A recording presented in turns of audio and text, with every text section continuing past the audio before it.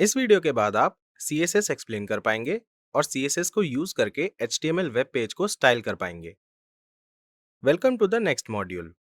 अभी तक आपने काफी सारे HTML एलिमेंट्स को यूज करके वेब पेज बनाना सीख लिया है।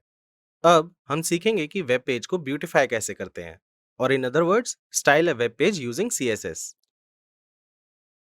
CSS stands for cascading style sheets, और इसे हम HTML वेब पेज स्टाइल करने के लिए यूज करते हैं। स्टाइलिंग का मतलब होता है वेब पेज में विजुअल मॉडिफिकेशंस करना, जिससे वो और ज्यादा रीडेबल और ब्यूटीफुल लगे। अब HTML डॉक्यूमेंट को स्टाइल करने के 3 तरीके होते हैं। फर्स्ट है इनलाइन स्टाइलिंग या स्टाइल एट्रीब्यूट, सेकंड है इंटरनल स्टाइल शीट या स्टाइल टैग, और थर्ड है एक्सटर्नल स्टाइल शीट या CSS।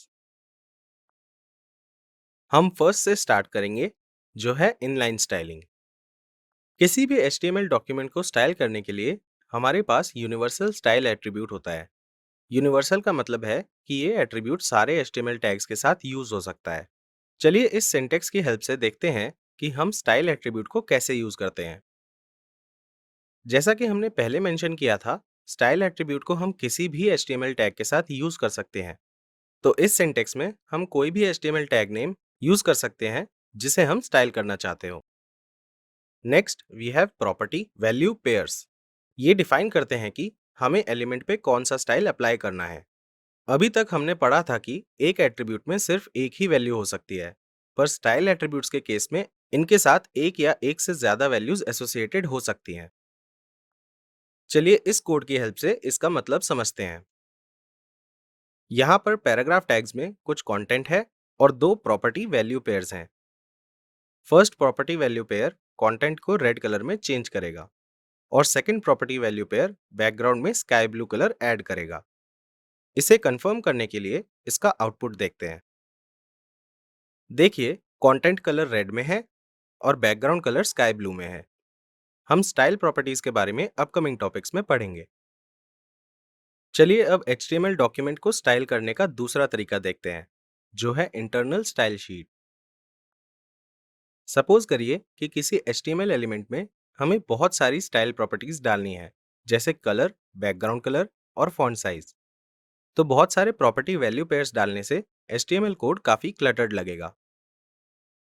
ऑल्सो अगर हमारे पास सेम स्टाइलिंग में मल्टीपल HTML एलिमेंट्स हैं, तो हमें उन HTML एलिमेंट्स के लिए सेम स्टाइलिंग प्रॉपर्टीज को रिपीट करना पड़ेगा, जो काफी रिडंडेंट और टाइम कंज्यूमिंग है। टू हेल्प विद दिस हमारे पास स्टाइल टैग होता है। स्टाइल टैग में हर HTML एलिमेंट का सिर्फ स्टाइलिंग पार्ट होता है। चलिए इस HTML कोड में स्टाइल टैग को अप्लाई करते हैं और देखते हैं कि ये कोड को कैसे रीडेबल और नीट बनाता है। यहाँ पर आपको कुछ चीजें नोटिस करनी चाहिए। पहली ये कि स्टाइल टैग को हम हेड टैग के अंदर ऐड करते हैं। इसका मतलब है कि वो हेड टैग का चाइल्ड होगा। नेक्स्ट हम सिलेक्टर से उन एलिमेंट्स को सिलेक्ट करते हैं जिन पर हमें स्टाइल प्रॉपर्टीज को अप्लाई करना है। जैसे इस केस में हमें स्टाइल प्रॉपर्टीज को H1 और P एलिमेंट पर अप्लाई करना है, और इन एलिमेंट्स के अंदर हम प्रॉपर्टी वैल्यू को डिफाइन करेंगे, जैसे background colour, font size etcetera. तो आप देख सकते हैं कि स्टाइल टैग यूज करके कोड काफी नीट और अंडरस्टैंडेबल बन जाता है, as compared to the code without any style tags.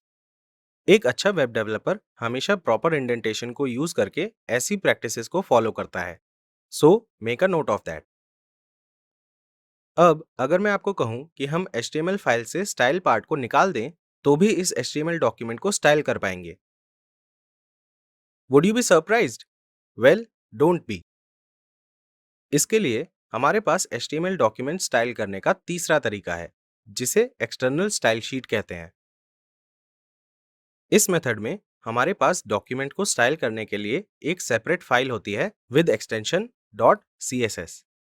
ये कोई HTML फाइल नहीं है, पर एक CSS फाइल है जिसमें सिर्फ स्टाइल पार्ट होता है और स्टाइल टैग नहीं होता है। इसका सिंटेक्स काफी सिंपल है। चलिए इस कोड को देखते हैं। यहाँ पर हमारे पास डिफरेंट टैग नेम्स हैं एज सिलेक्टर्स, जिनके कर्ली ब्रेसेस हैं। आप ध्यान रखिए कि आप टैग का नाम बिल्कुल वैसे ही लिखें जैसा आपने HTML डॉक्यूमेंट में लिखा है, वरना स्टाइलिंग अप्लाई नहीं होगी। जैसे हमारे केस में हमारे पास H1 और P टैग्स हैं, जिन पे हमें स्टाइल्स अप्लाई करने हैं। तो हमें ये ध्यान रखना होगा कि कॉरेस्पॉन्डिंग HTML फाइल में भी हम h1 और p टैग्स ही मेंशन करें, जिससे स्टाइल अप्लाई हो जाए। अगर कोई मिसमैच होगा तो ये स्टाइल्स वेब पेज में रिफ्लेक्ट नहीं होंगे। ब्रेसेस के अंदर हम प्रॉपर्टी वैल्यू पेयर्स एंटर करेंगे और हर प्रॉपर्टी वैल्यू पेयर को सेमीकोलन से एंड करेंगे। जैसा कि पहले मेंशन किया था, ये फाइल्स .css एक्सटेंशन के साथ सेव होती हैं। सो लेट्स एज्यूम कि CSS फाइल का नाम style.css है। अब इस CSS फाइल को HTML वेब पेज में इंक्लूड करने के लिए हमें फॉलोइंग लाइन को HTML कोड के हेड टैग में डालना होगा। अगर हम ये सिंटेक्स ऐड नहीं करेंगे तो CSS फाइल लोड नहीं होगी। यहाँ पर href एट्रीब्यूट में हम CSS फाइल का URL ऐड करेंगे। प्लीज नोट करिए कि हमने यहाँ पर रिलेटिव URL ऐड किया है, अज्यूमिंग कि HTML फाइल और CSS फाइल सेम कंप्यूटर में सेम पाथ पर प्रेजेंट है।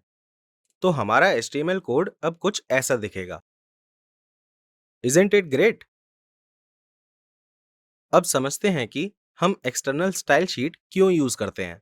हम एक्सटर्नल CSS फाइल इसलिए यूज करते हैं जिससे स्टाइल को कंटेंट से अलग रख सके।